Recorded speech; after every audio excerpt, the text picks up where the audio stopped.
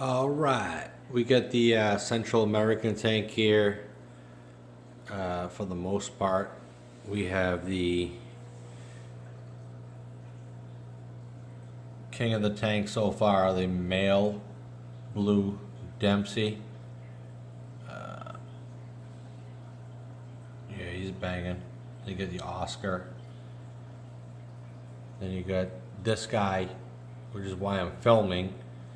Was the he just fell into my lap for free, and it's I believe a blue talapia. Get out of the way, dude. He's got his pink popping already. I just put him in here. He was in like a pond. It was like 50 degrees out there, 40 degrees. Now he's in 80. He's gonna be popping. Or she, I'm not sure yet.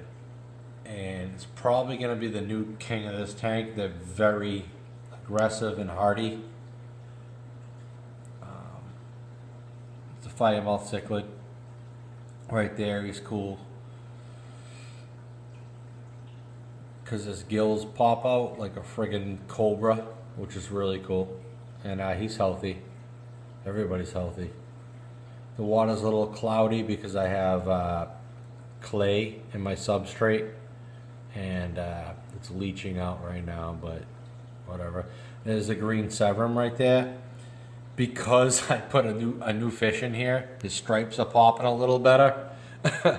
He just totally like either gets depressed or whatever. Because his colors are like this is the fish with the most of like I've ever seen that just turns into wow, that friggin' thing is awesome. Holy shit. But yeah, look at the colors on that severum right now. Normally they don't really look that good, but just because like whatever I do, any change, you just temperature, food, if I feed, whatever, that thing looks amazing. He doesn't look like that normally though. It's just whenever I do anything like different. Okay? And then anyway, we got,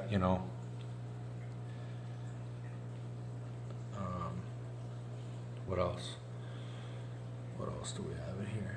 We have like a few things in here. Male, female Dempsey, right there. You can tell by the gill plate, and hopefully they'll breed, but not in here probably. It'll be at a later time. You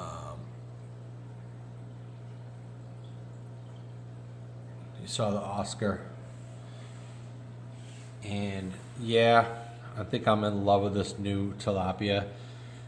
He is from Africa. It's not Central American, but I'm gonna pretend like he just jumped out of my African tank and then just jumped into this one because I'm very particular about keeping species with species. But he belongs in here, so we're gonna keep him in here and be cool with it. All right, we're gonna pretend that he's from Central America, and I'm gonna be cool with that.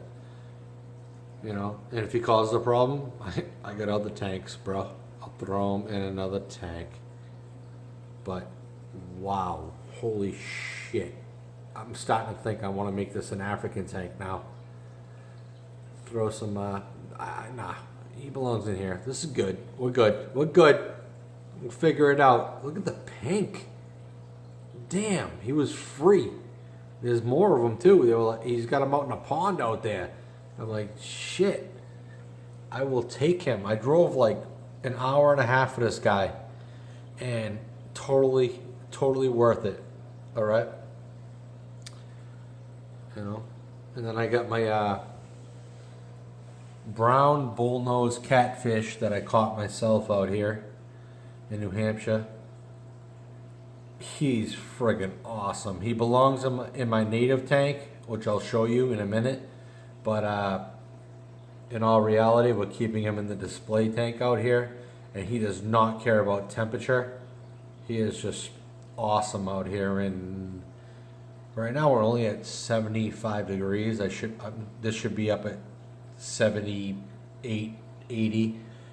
Only because I have my heater on my sump right now, and I think I gotta put that in the tank, bump it up a little bit. But nobody really cares. These are all hardy fish. They're doing great, And love the friggin' bullnose. This dude's a beast. He will eat your ass. Yeah, and it's a horn pout, you know what I mean? If you grab him wrong, he will stab your ass. That's why he's staying he's staying in here. All right, I love him in here. Look at this dude, man. He wants to play, and I'm loving it. I still love my Dempsey, man. I don't know, bro. You might get conquered here, though, bro. This dude is loving it. Oh my god. Yeah. All right. Anyway, we're gonna back off this. All right. But yeah, we got the live plants in there and stuff. We got the filtration over here. This is banging in the area, causing mass hysteria. We got the quarantine over here. Nothing big. We got an African in there. He was having a little problem getting picked on. We threw him in there. And then we got the African tank in here with the Amazon swords. I know it don't make sense. Whatever. Right now, I got the same gravel in all my tanks. Well, these two. And I know it's not quite an African tank, but they just do so great. And my well water, which I have the same of both of these tanks, you know, it's just basically the same. I'm just separating everything, really. I mean, I'm not doing anything different. They just do really good in what I have, you know, right out the tap here in New Hampshire. You know, it's hard water, but I also have like a water system here, and they just do awesome. Just, you know, I'm not gonna mess with it. You know what I mean? Obviously, I try to keep everything exactly the way it would be for them, but running well water, man, it's the way to go, man. New Hampshire well water is the shit. You know, you throw some filtration on that, and then you put it in here, and then you have your filtration on your tanks, and it just parameters are right there for both of these guys, you know, honestly. And then just doing good. It's a little cloudy again. I put some red clay underneath those plants, which is again leaching out a little bit, and that's why you get a little bit of cloudiness. But there's no problem with the ammonia or anything like that. I mean, I've been keeping fish for a long time. These guys are really doing good with the parameters. And then we come out here, and we have the native tank. It's a 75 gallon. And we have, these guys just love being in here. They really do. Everybody's always like, oh, how can you catch a native and then throw them in a little tank? These guys are like, oh my God, I'm getting fed so good. You know, I don't even feed them that good. I feed them like twice a week. I mean, some worms, you know, they get a good meal though, you know what I mean? Some feeder fish. And everybody is pellet trained, which is really good. I feed them once a day pellets. And, you know, shrimp pellets and whatever else, the omega sinking large cichlid pellets. And they love it. We got, you know, we got 2 yellow perch, which really are friggin' awesome. And then we have my bluegill, which are a dime a dozen out here, almost every cast, you know, but, you know, I had to keep one, you know. But right there, the pumpkin seed, he's really what I want to keep in my native tanks is pumpkin seeds or like long-eared sunfish. And for long-eared sunfish, he's the best thing we have to offer here in New England. You know what I mean? So, because you can see, because they got like blue that pops, you can see it when he turns. Boom. But a long-eared sunfish has that like 10 times more, especially like Ozark or Dollar sunfish, and you know, you can go to Zimmerman's or whatever, and they'll be even better. But not bad. Like to go out, like me and my kid will go out, we'll catch them, and it's fun. You know what I mean? You keep these guys, and New Hampshire got stuff to offer out here, but not quite like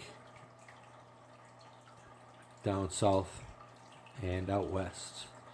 But for out here, that's probably the best one we got for sunfish. And sunfish are amazing to keep. But we got the yellow perch, though. We're banging in the area again.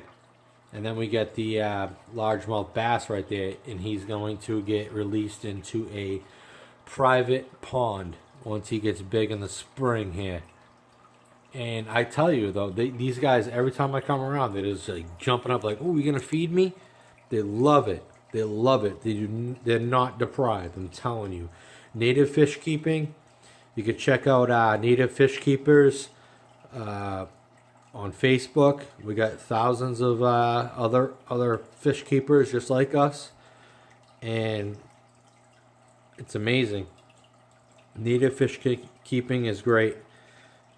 You know, you don't have to go ahead and just get something from, you know, out of the country and then be like, oh, well, I need to buy a tropical fish. Well, why? You get fish here. You know, I mean, you get a fishing license, go ahead, you know, you can get some bait fish and keep them. If you keep crappie, stuff like that, like black crappie, I kept some of those. They're awesome. And they'll say, well, you know, well, you're supposed to have to, you know, kill them and eat them. Well, you know, I don't want to do that. So that's a debate for another day, because I'm not going to catch fish and kill them. You know, I'm just going to and eat them. No, I'm just keeping them and being a responsible fish keeper here. And it's what we do. It's our hobby. So that's what we do. And these guys are friggin' awesome. All right, man. Let me know if you all got any questions, and I will answer them. Thank you. Bye.